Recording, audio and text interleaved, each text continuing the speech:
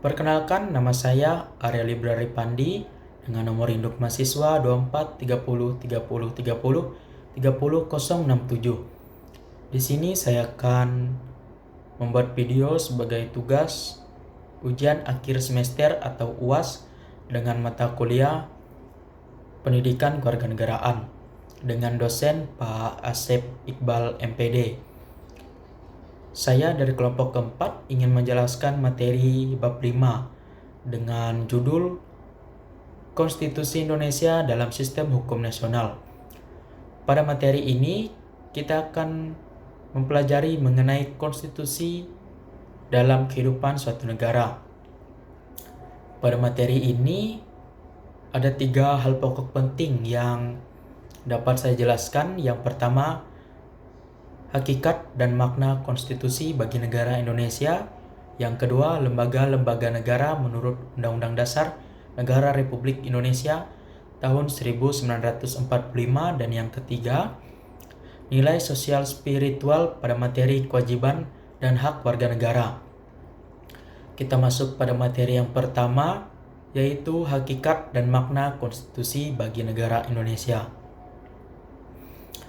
Konstitusi penting bagi negara Indonesia karena menjadi landasan hukum yang mencegah penyelenggaraan negara secara semena-mena atau berdasarkan kebijakan belaka.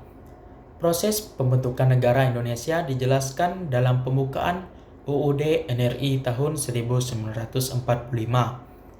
yang menjelaskan tahap perkembangan negara secara teoritis, serta kemerdekaan Indonesia bisa kita wujudkan dalam bentuk otoriter maupun demokratis.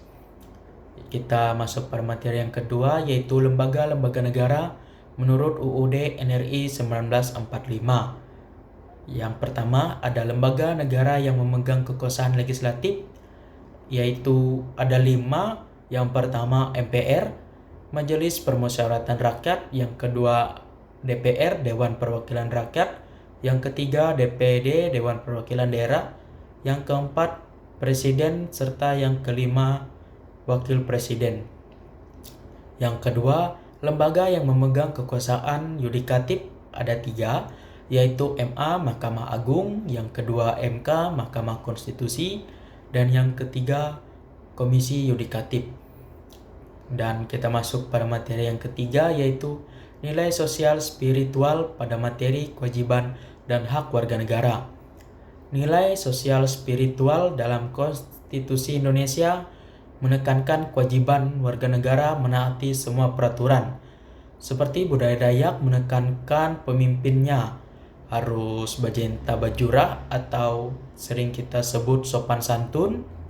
Dan dalam ajaran Islam, taat kepada ulil amri, yaitu pemimpin yang amanah, serta saksi jika kita melakukan kesalahan, yaitu kita harus mempertanggungjawabkannya. Serta dalam agama Kristen mengajarkan kita bahwa yang kuat dan yang lemah harus bersikap toleransi, harus saling menjaga atau tolong menolong. Demikian yang dapat saya sampaikan mengenai materi ini. Sebelumnya saya minta maaf jika ada kesalahan perkataan maupun kurangnya yang dalam saya menjelaskan. Demikian dari saya. Terima